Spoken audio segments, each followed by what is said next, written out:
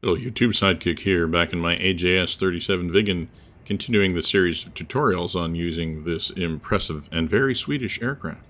Today we're going to get a little bit out of sequence. We're going to talk about rockets.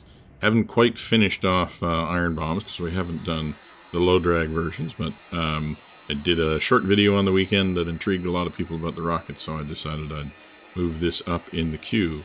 Now, when we start talking about rockets, those of you who know my channel will know it's a bit of a special topic for me because of family history and also because of my professional history. So I had done a sequence earlier in an earlier video about with a bunch of background on rockets that I still think is pretty interesting, and it's been a while since that video, so I'm just going to replay that sequence here in the form of a whiteboard. If you want to skip, go ahead and skip ahead to the end of that if you've already seen it. If not, I hope you enjoy it, and we'll pick up at the end of that and talk a little bit more about rockets and the Viggen specifically. First of all, what's a rocket? Well, that's easy. A rocket is just a bomb with a hole in one end. Really. To make a rocket, the easiest thing to do is to take a bunch of explosives, pack them into a tube, and put a hole in one end of the tube. Contrive to ignite the explosives, and hey, presto, your tube will egress rapidly in a direction more or less corresponding to away from the end with the hole in it. I say more or less because unless you do some other particular things, there's no real guarantee of exactly where it will go, as early rocket pioneers discovered. Now, such solid fuel rockets have been around for a long time, probably more than 1,000 years. They were actually fairly common in the 19th century. In British service, they were known as Congreve rockets. The problem of how to launch them and how to keep them going more or less in the direction of the target was solved by mounting the rocket on the top of a long pole. The issue in the 1800s was that the quality of artillery was increasing rapidly, and so rockets were kind of short range, not very powerful, and a lot less accurate than the artillery shells of the day, so they weren't really in widespread use. Now, rockets were used a bit in the First World War, but again, not really widely. They were kind of used for signaling and that sort of work. Pretty much any application where the warhead or the payload of the rocket was such that it was fragile enough that you didn't really want to fire it out of a cannon. Between the wars, the science of rocketry took some major leaps forward. Without going into a lot of the details, the main advances were in the propellant and also in the nozzle design. The effect was to dramatically increase the potential range and speed of rockets, but also to improve their accuracy by having nozzles that more reliably directed the exhaust. And in fact, in the Second World War, ground-based rocket artillery would become a standard part of both the Russian and German armies, and often with devastating effect. The development of the aerial rocket was hurried along in the prelude to the Second World War and in its early years because the value of air-to-ground attack started to become clear to, well, everybody. So most countries began to experiment with air-launched rockets because, you see, the advantage of a rocket over a bomb is basically that it offers a much simpler targeting solution. Dropping a bomb from an aircraft, as many of you know, is a fiendishly difficult task that takes a huge amount of skill and practice to get right. Effectively, in World War II, accurate delivery of bombs on a point target was most easily accomplished by a purpose-built dive bomber like the Ju-87 Stuka or the SBD Dauntless. They were designed to dive from high altitude and at high dive angles, and this allowed the pilot to actually see the target all the way through the dive and to accurately determine the point of release. But as the war progressed, there was an increasing need for multi-role aircraft that could act both as fighters and as tactical bombers.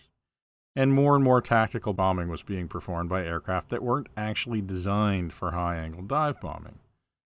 Getting rounds on target in these aircraft was just a whole lot harder than it was in a dive bomber.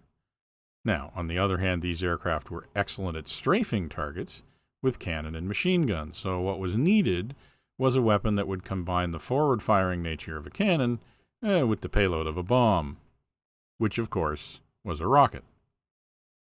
Now, the Western Allies started deploying rockets probably in about 1941. The initial rockets were called forward-firing aerial rockets, or FFARs, not to be confused with later folding fin aerial rockets, which are also called FFARs. They were based around a warhead of a 5-inch naval shell with a rocket tube and some fins attached to it. They were pretty underpowered and they weren't very accurate. But they showed enough promise that a second generation was rapidly developed to correct the shortcomings of the earlier versions. This eventually became the HVAR, or HVAR, the high-velocity aerial rocket, which was still based around the same size warhead, but now the rocket was the same size as the warhead. The propellant was upgraded, also significantly, and there were versions that could be launched from tubes, which gave them some initial directional stability. As they would emerge from the tube, the fins would pop out and begin making the rocket rotate to keep it flying straight. The improvement over the original rockets was pretty dramatic, and the HVARs quickly became a staple of U.S. and Allied fighter bombers. Now, while the HVAR was, at the time, a major improvement over the initial aerial rocket, it was still a pretty short-range solution, and if you've ever used them in a flight sim, you will be genuinely shocked at just how close to the target you have to be for them to be effective. And so they really don't provide any standoff, and there is no way to deliver them effectively and avoid any point defense AAA that might be in the target area. In short, they're a good solution for improving precision, but not much for improving survivability. So after World War II, effort went into continuing to improve the rocket range and accuracy so they could be used from safer distances from targets. In addition, on the western side, the large 5-inch diameter rockets were joined by a smaller diameter rocket, the 2.75-inch variety. Now, these were actually developed originally as an anti-aircraft rocket that was supposed to counter the threat of high-speed, high-altitude bombers. In this role, they were pretty much useless, though. But along the way, it was realized that the smaller rockets would provide a solution for aircraft that couldn't carry the heavier, large-diameter rockets. And they also began providing an attractive solution for arming helicopters. So the rocket family divided into two families, with the smaller diameter rockets like the U.S. 2.75-inch variety and Russian S-8s, 80-millimeter rockets, and larger diameter rockets like the Zuni or the Russian S-13, which were pretty much the direct descendants of the HVAR. Now, over the course of the 1960s and the early 70s, doctrine in the West have diverged to some extent. The West has tended to emphasize smaller diameter rockets, while Russia and its allies have continued to develop some very significant large diameter rockets. So at least initially, I'm going to look mostly at the Western rockets, just because I fly mostly Western aircraft, at least from this era, and also because sources of information on them are a little bit easier to come by. If you guys are interested, I can do another episode looking at Russian rockets. So let's take a look at the two post-World War II Western rockets modeled in DCS. On the heavy side, the HVAR was replaced by the Zuni 5-inch rocket in 1957. On the light rocket side, the initial work on the first version of the folding fin aerial rocket, known as the Mark IV, or Mighty Mouse, began in the 1940s on the air-to-air version, but by the 1950s it had been converted to an air-to-ground version and was being used to arm the first generation of jets, including the F-86 and the CF-100. The early FFARs had some significant shortcomings. The early Mark IV was superseded by the Mark 40, which had a much more powerful motor and was much longer ranged. The Mark 40 eventually was superseded by the Hydra 70, which upgraded the engine significantly again, but also added some modifications to improve the accuracy of the rocket, mostly by adding a better fin deployment mechanism, but also by changing the angle of the motor slightly to actually start the rocket spinning before the fins were fully open. The two types of rockets work on similar principles. They're carried in launchers consisting of multiple tubes, each of which contains a rocket. When launched, the tubes provide some initial aiming. As the rockets leave the tube, the set of fins unfolds and causes the rocket to spin, but there is no active guidance provided to the rocket once it leaves the tube. So the art of using these rockets, similar to iron bombs, is to know how to point the aircraft such that when launched, the rockets will actually fly to hit the target. And doing that is all about knowing your range to target, which, of course, is not all that different than dropping bombs. But, in contrast to bombs, the dive angle and speed play, well, much less of a role. Mostly. I say mostly because it really does depend on that range to the target. See, because rockets are different than bombs. From the time they're dropped, bombs are always falling away from their initial trajectory. But for rockets, their trajectory is very flat for a certain period of time, like while the motor's burning and for a little while after that. But once the rocket's forward velocity starts to slow and friction takes over, the rocket starts to act more like a bomb and starts to fall away from its initial trajectory. What this means is that in a rocket attack, if the pilot launches anywhere inside this sort of flat trajectory window, the deflection will always be the same and it'll be pretty small. But if, on the other hand, the pilot launches from outside the flat trajectory window, more deflection is going to be needed, and the amount of deflection is going to start to depend not only on the range, but also the dive angle and the speed, just like a bomb. So rocket deflection tables are, or should be, a bit different than the deflection table for a bomb. The trick is to determine how long that flat trajectory window is. For ranges that are less than this value, the sight deflection is constant and pretty much independent of other flight parameters. Once you get outside that flat trajectory window, though, you're going to want a table that looks more like a bombing table with a deflection that depends on altitude and speed. Okay, in the Viggen, we don't actually have to worry about bombing tables, so let's just leave it there for now. Here, let me tell you just a little bit about the rockets we're going to be using the Viggen, and then I'll tell you exactly how we go about putting them on target. The Viggen carries only one type of rocket, the ARAC M70 rockets. There's actually two flavors. There's a high explosive version and a heat version, but there's no practical difference in the terms of the way you employ them.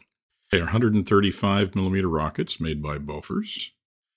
They are roughly equivalent to the U.S. Zuni rocket, therefore. So while the rest of NATO kind of went for the 2.75-inch standard, the Swedes stuck with the 135 millimeter, the larger rocket. The rockets are carried in pods that each contain 6 rockets, and there are 4 hardpoints, so you can carry up to 24 rockets. The primary targets for the rockets are large landing craft, moving trains, radar and missile stations, troop and vehicle concentrations, and also main battle tank concentrations. So you can see, compared to the M71 bombs, the rockets are intended to be a little bit more of a point weapon and to defeat a little bit more hard targets than the bombs were intended to. Okay, enough sitting around. Why don't we just get started out here to take off? I'll tell you a little bit more about how we're actually going to use the rockets. First of all, the good news. The Viggen uses a CCIP Pipper to launch the rocket, so we don't need to worry about learning bombing tables. The mode select that we will use on the mode selector is attack. The master mode that we will use when we're attacking is ANF. For normal range, which is basically in that area where the rockets are essentially flying straight to the target, our release mode switch is going to be set to Siri, and this will give us a range between about 1,000 and 3,000 meters. The good news is that we also have access to a long range mode, which will let us launch out to about 7,500 meters, maybe even a little longer. And to access that, we put the release mode switch in impulse. We'll take a look at all of that when we're out on the range. Okay, we're getting lined up here for takeoff. I think you saw at the beginning there while I was describing things, I was setting the switches up, so we are in attack mode.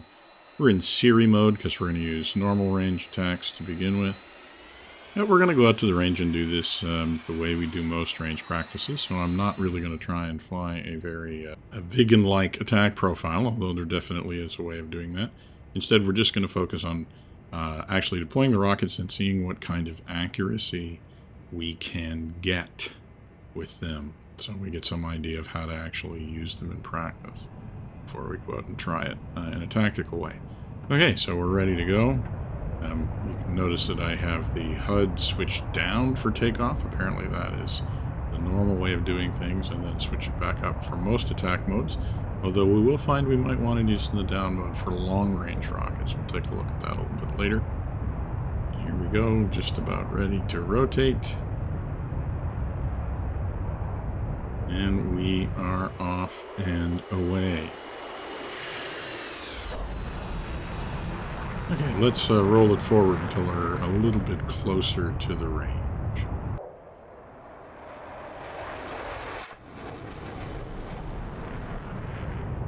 Okay, here we are getting ready for our first run. As you can see, we're reasonably high, over 2,000 meters. We're not going all that quick. Just going to use this as a way of kind of getting familiar with the mode. We're still in nav mode here as we navigate past the last initial point. There we are. Now we have the target as our next waypoint. I'm going to actually fly parallel to the target, do more of a standard kind of roll in here. So as you can see, I got the glass in the up position. I've switched to the ANF mode, so I have the ANF pipper on screen. Now we'll roll in. And as per usual, we're just going to try and put the lift vector on target, then roll in with the pipper underneath the target.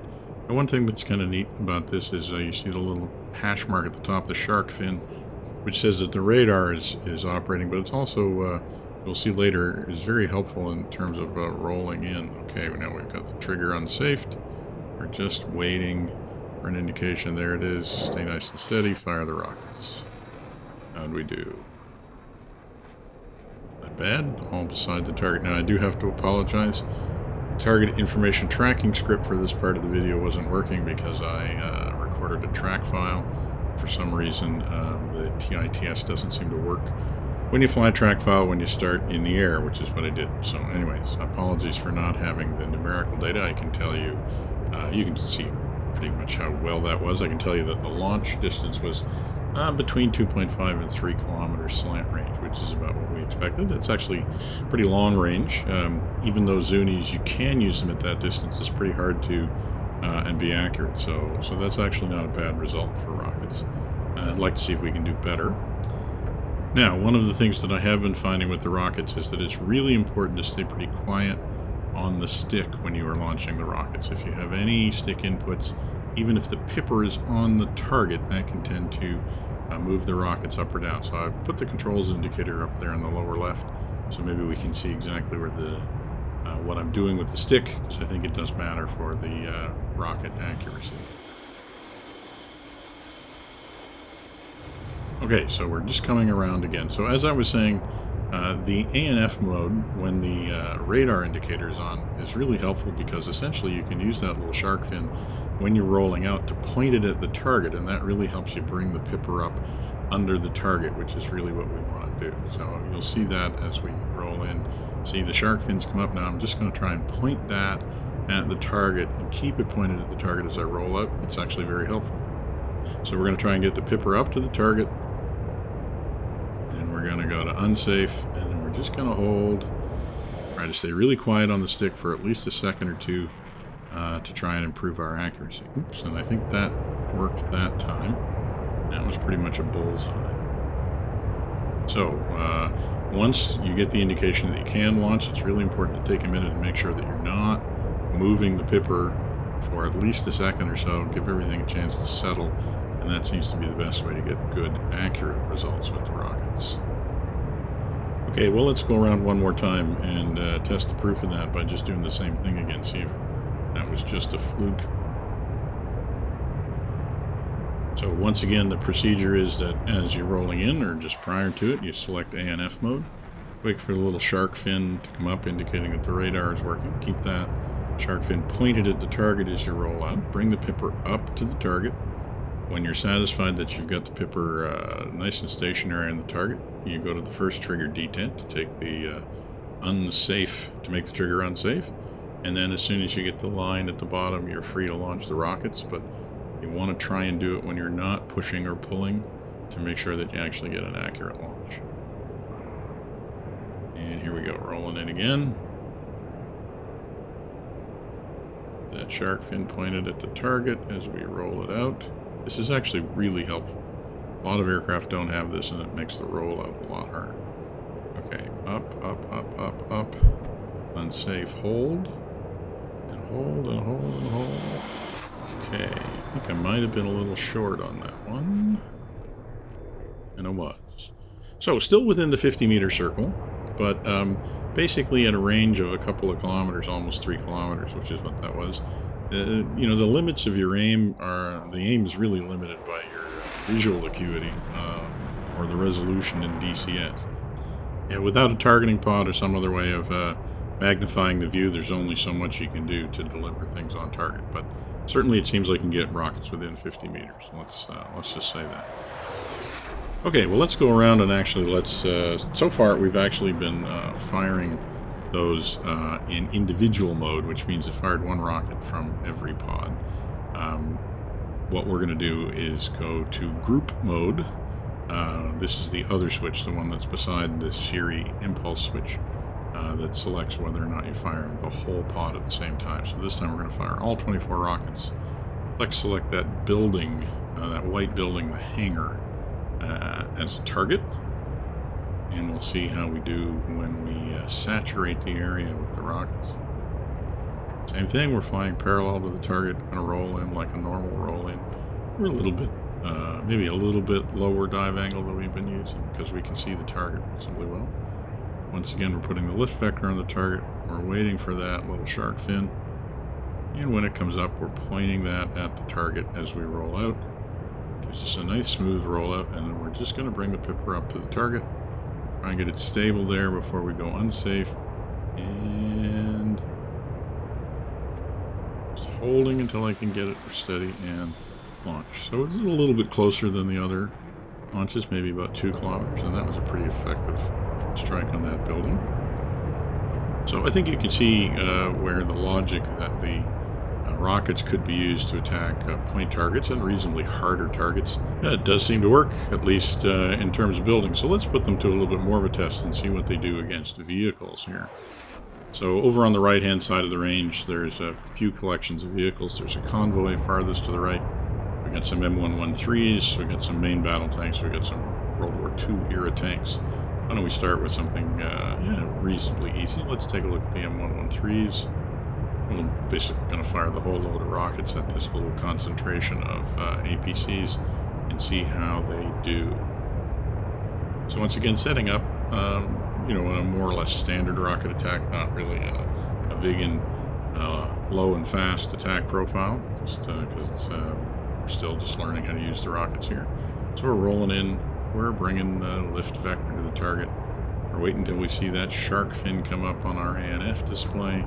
And then we're going to point that at the target as we roll out. So it's that group of 4. We're just going to try and put the rockets pretty much in the middle of them and see what we get. Once again, bring it up, unsafe, and fire. Again, that was reasonably close because I wanted to make sure it took a little while to get myself lined up on the target. But it looks like we got a couple of those APCs, so that's pretty good validation that these rockets can certainly be vehicle killers. And not completely soft targets. I mean, M113s are not exactly hard targets, but they're not soft either. Right, well, let's put them to the ultimate test. Let's actually see what we can do against some main battle tanks. So there are a group of Leopard 2s down there. See whether or not we can actually take out a modern main battle tank with the Viggen's rockets.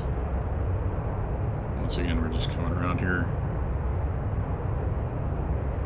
Keeping the range in sight. Very un-Viggenish attack profile, but still, you can see you set yourself up well. These rockets are pretty effective. Again, they're not providing a whole lot of standoff, but I don't think at short range they're really intended to. It's really more about being able to hit a point target rather than be able to stand back from them. We'll take a look at long range mode in a minute, which gives you much better opportunity to launch from range, but of course you pay the price in accuracy when you do that. Okay, so we're looking at that 4 dots there, and those are the main battle tanks. We're keeping the shark fin pointed at them as we roll ourselves out. Try to get centered on the middle of them. Stay nice and quiet. Select and launch. Here they come. Well now, that looked pretty good.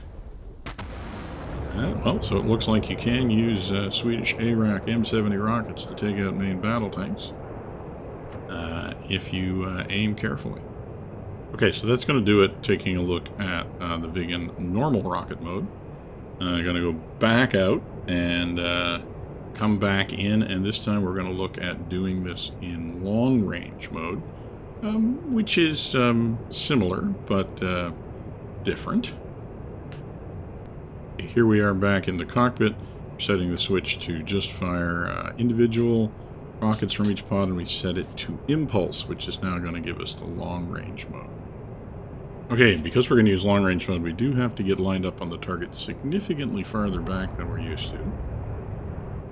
Crack on a little bit more speed here, and then we're going to turn in and do the similar approach. We'll go parallel to the target, and then we'll roll in. But we are going to be a lot farther back when we roll in, and again, that is going to affect our ability to be accurate because we just can't see the target very well. Come in at a reasonably low dive angle. And once again, we're going to use ANF mode, and we're going to get our little radar shark fin. Now, because you're really essentially lobbing the rockets, sometimes this display can be pretty far down on the HUD, so you might want to lower the HUD. It's working okay without doing that here right now, so that's fine. Just going to get up to the target, unsafe, and we're already in launch range, and there we go. Now, I've started again, so I actually do have target information tracking script working this time so we can get some numbers.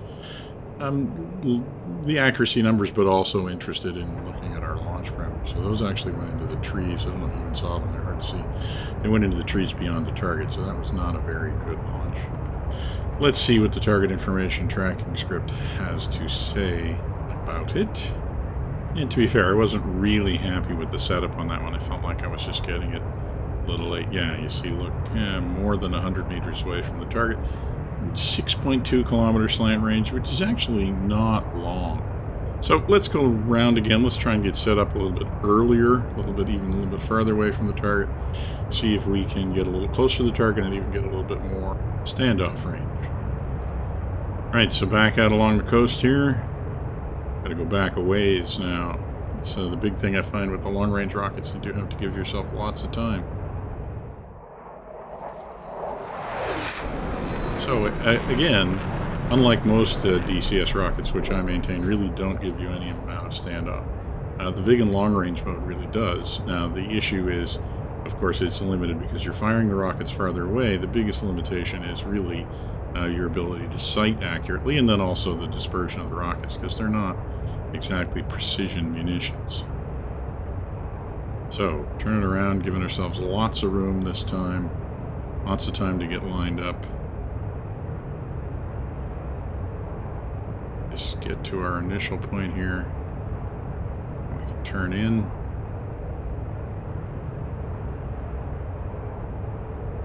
Alright, turning in.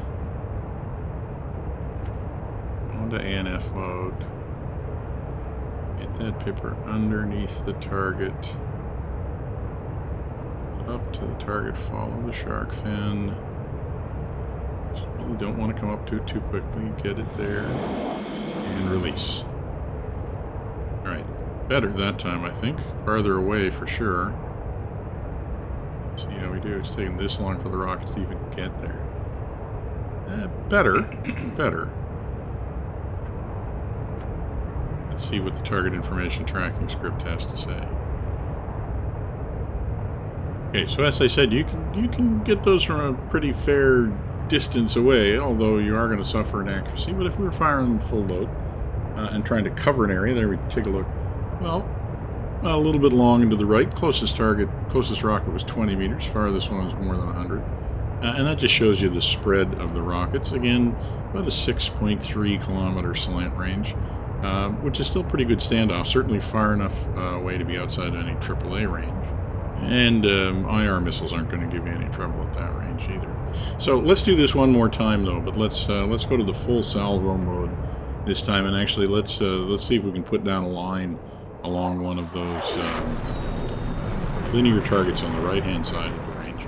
Because this is really what you'd be doing if you're launching rockets at this range. You're really trying to saturate an area, and basically, if you're firing sequentially, all 6 rockets sequentially from each pod, you're basically going to generate a line of rockets. So let's see what that looks like. So we'll pick one of the, pick the 3 small targets. Maybe I'll pick the middle of the 3 small targets over on the right, and we'll see what a linear distribution of the full salvo looks like. I've set the switch over there on the right to group. Okay, once again, getting ourselves lined up again. One of the biggest issues is just trying to see the target at this range. And we got our ANF. Just going to walk it up to the target slowly. Trying not to be controlled too much. Get it on. We're in range, but I don't like the target. Yeah, that's better. And stable, stable, stable. Hold. And there we go. Right, once again, nice long-range launch. Let's just follow them in and see how well we papered the wall here. Well, very nice. Nice, long. Everything was a little bit left, but pretty much covering the target area where we wanted them to be. Took out some vehicles. That was pretty nice. We'll see what the target information tracking script has to say, but I'm pretty happy with that launch. Again, launching rockets from more than 6 kilometers away and basically covering a target area. You can see, there you go, you can follow down. That's a pretty accurate launch, actually, the best one so far. And again, slant range of over 6.5 kilometers. So you can see that the rockets in the Viggen are a pretty impressive weapon system when they're used properly. From short range, you can actually take out some reasonable point targets and even some reasonably hard targets. From long range, you can cover a lot of area, and you can do it from a long distance away. I mean, 4 Viggens popping up and launching 24 rockets each would probably make a real mess of troop concentration or a command post area or even a runway apron area. So rockets are not something to be ignored in the Viggen for sure. As always, I hope you're enjoying these videos. Please do like and subscribe. Drop by the Discord channel if you want to talk them over. For now, this is going to be Sidekick, signing off.